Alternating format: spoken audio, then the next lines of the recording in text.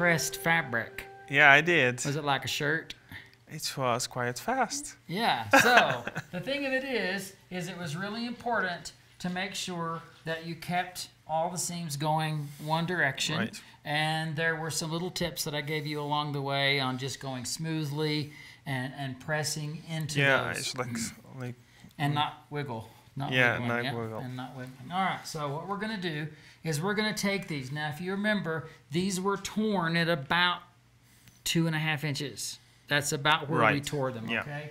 And in quilting, we're going to start thinking about math, although this particular project is not real math. And again, I know you're used to centimeters. We're going to be working in inches, but it still kind of works the same.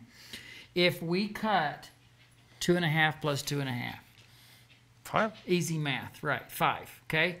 But we have this thing called the seam allowance that we're going to use, and that takes up some space, right?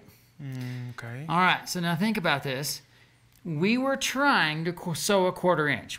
That was our goal, and at this point, I'm not concerned that it's perfect.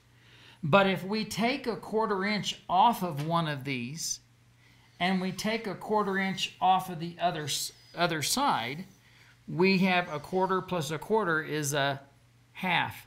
All right? So we've taken a 1/2 inch out of the math just because of the seams. Does that make sense? No, let's do it and we'll Yeah, see. but you're about to get a test. Oh. Fixing to give you a test already. All right? If our strips were 3 inches Yes. and the next one was 3 inches, 6. that's a total of 6. 6, yeah. But we're going to lose how much? Yeah, it's half. It's half. It's a 1/2 inch, okay? So a 1/4 inch plus a 1/4 inch is a 1/2 inch. So if we have 3 plus 3, that's a total of 6. But 6. if we sew them together, we have to subtract a 1/2 inch, which now makes 5 and a half. half. Right. Okay. All right, we're going to do this one real fast.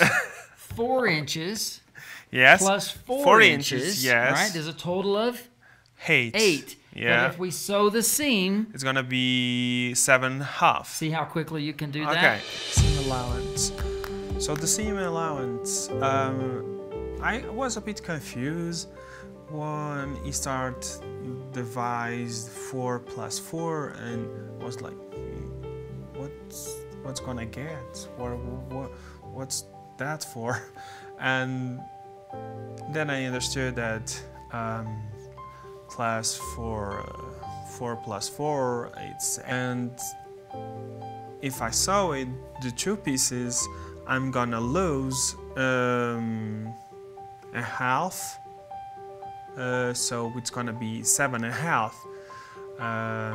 or if it was 10 plus 10, it's gonna be 20, but if I'm going to sewing, it's gonna be 19.5. So yeah, I think I understood that part. That's going to be how it's going to work. Absolutely, okay? So, Yeah, but I know calculate, but let's see how it works. How it works, right. Okay, so mostly I'm trying to start putting that in your brain because it's a very quilty thing. All right, so we're going to take all of these strips and I'm going to lay them horizontal on our mat. And I'm going to lay another one. Now, this is very unorthodox for a lot of quilters at this point because we wouldn't normally overlap strips like this to I cut. don't like this. Don't worry about that. It's confusing. We'll get there. We'll get there. I promise I'll get there. I'll get there, okay? So, because if we cut something we don't need, it's going to be okay. Do you need this? No, I don't need that. That's a good thing. We used it right before we started. Let's unplug it. Let's take it away. Okay. You can. And let's stop with that one, okay? Okay. Now, the next lesson for today is going to be using the ruler. If you'll recall, Ruler. yeah, this is a ruler, a quilting ruler, and they come in a lot of different sizes. And truly, they come in square. This one is a 3 by 12. This one is a 6 by 24. The 6 by 24 is really common, very common ruler, and that's the one we're going to be using today. Do you have triangles? They do make triangles for special purposes, but not for general cutting, what we're doing today. In the first lesson that I taught you, where did my glasses go? Hand me my glasses. We talked about that we could, you know, thank God you don't need them. We talked about how that you can cut by just driving across, right? And that's what we did a little bit of. On this lesson, I'm just going to start getting you a little bit more prepared to using a ruler. And there are some safety tips that are really important. First and foremost, your hand is going to be holding the ruler. The blade is extremely sharp. So I never want that blade to jump up onto the ruler and then suddenly I'm driving because I've put too much, you know, oomph into it and I'm getting a finger. That's really, really, really important. You have to be careful. So on this situation, I'm going to trim off some of the ends, and I can see that some of the ends they're a little bit wonky. So I just want to square this up. This is what we call it. We're kind of going horizontal here, right? We're following the horizontal lines. And I'm going to lay the ruler on a line. Do you see yep, and it's coming up to that line. And I'm going to be as accurate as I can with this just because we're learning a little bit about accuracy. I am. So I personally like to take my pinky finger and make sure that it is off of the ruler so that I'm holding the ruler, but I also have something on the fabric. Part of this is because rulers have a slickness to them. See how they slide? And there are other rulers that don't. They have a stickiness to the back of them that don't want you to slide. Ultimately, you will find the one that you prefer. I like to slide the ruler because I'm moving, but I also want it to stay stuck. I am going to hold this with my hand, my fingers off the ruler, and the rotary cutter is open. I make sure that the rotary cutter is at the edge, and I'm going to push and stop. I'm going to walk my hand down. I'm going to push, and at no time am I going. Yeah, I see. Okay, it doesn't go backwards. It just simply goes away from you. Now, our original strips were 2.5 inches. I want to stick with that measurement, so I'm going to come 1, 2.5. Okay. All right. I'm going to let you do that. I'm not going to worry about you. You're a big boy now. I know that I should close that, but you're about to use it, so be careful with that. And before you cut, you double check the start and the finish to make you're exactly where you want to be. Yep. And go just, 4 or 5 inches and stop, but don't move your right hand when you stop. Press harder, stop, walk your hand along, hold again, press pretty firmly. All right, now, if you've pressed hard enough, all of these should come across, and they did. Woohoo! All right? Okay. All right, that's great. Pick these up and put them in the basket. And let's do 2.5 inch more.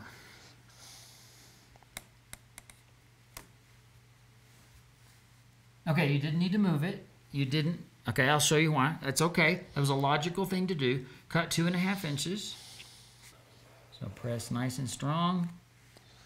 Yeah. All right, now then pick those up and put those in the basket. Now, for the next cut, you've already got your half. Oh, yeah. So 1 and 2, and then you're back on the line, and you don't have to move anything. Yeah, okay. I wanted to see if you were paying attention. I'm always paying attention. All right, now this is what we're going to do. I'm going to let you cut all of these into these. Now, hand me just one of them. Yeah, I just want to tell everybody, this is now called a 2-patch. All right? 2-patch? Yeah.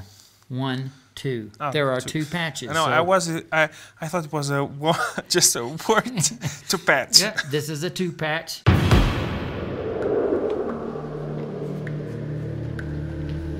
Tell me where it is. Tell me where you hit it. I'm not gonna tell you anything. Oh yeah? You think you had the quilt police to worry about? Well, now you got me to worry about. Do you know who I am? I know you are. You are Two-Patch. That's right, I am Two-Patch. And you better start talking because I want to know where you hid your stash of fat quarters right now. Can you please bring me a glass of water?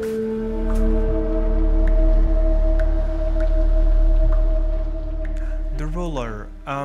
For me, it's a new word because ruler for me it's like something with wheel. So ruler, like, but not.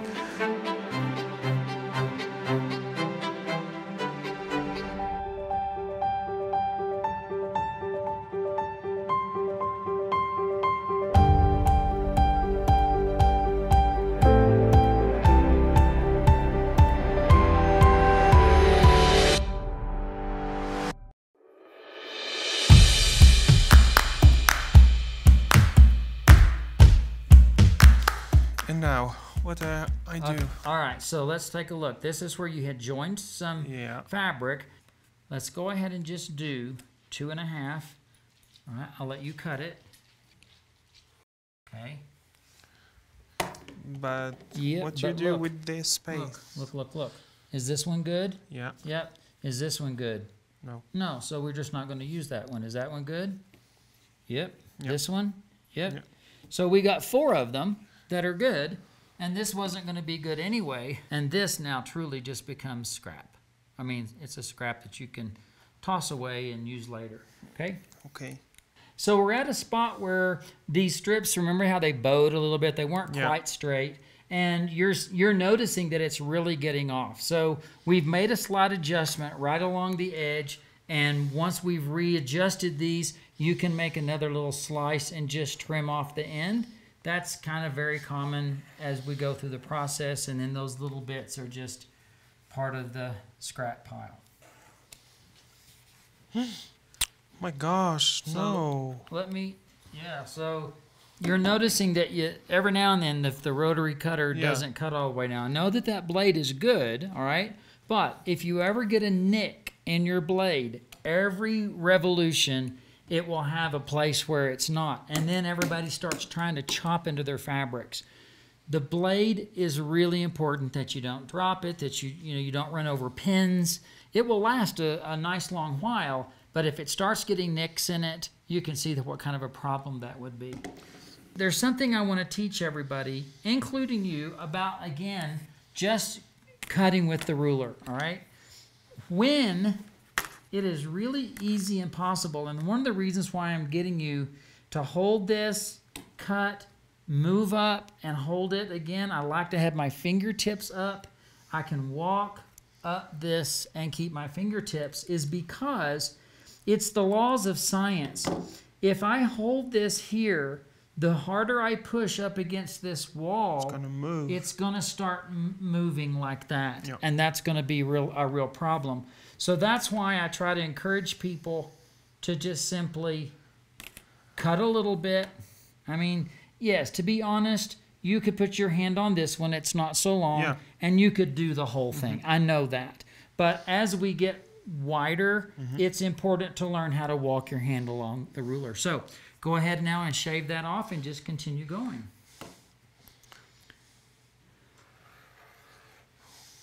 Pull those fingers out. Yeah. Well, one here, so up like this, like you're a spider or like you're trying to grab. You're laying down. Look. You're laying down. Stand up. There you go. And leave that finger off. Yep. What? Yep. Leave that finger off of the thing. All of these are pressing. There you go. That was really good hand position. I have a question. What's your question? That maybe, well, maybe not, just asking you this. I could go faster than doing this a lot of times. My question is, can I put, like, instead of like 1, 2, 3, 5 strips, I could like do 10 at the same time? Yeah, if you're really really wanting to go down that path, you can put more. I'm an amateur. Amateur. Amateur. You're amateur. And I want you just to look. You want to be professional. Jump like professional, yeah, you know? Yeah, of course, yes. You know? For now, we are actually going faster because what if I had asked you to just lay one of them out and cut across? Oh my gosh. And another one and cut across. Okay. So at least I'm letting you go faster by having these overlap. I'm thinking if I'm allowed to not precision or exactly in the cuts, and then you can stack things a little bit more. And I will tell you, my brain went there when I was a very baby quilter, all by myself in my house with no teacher, and I discovered the Rotary Cutter. All by myself, shuffling, all by myself. Anymore. The Rotary Cutter, it was easily manageable because I could feel if I had much more fabric, I could feel it was more harder to cut it.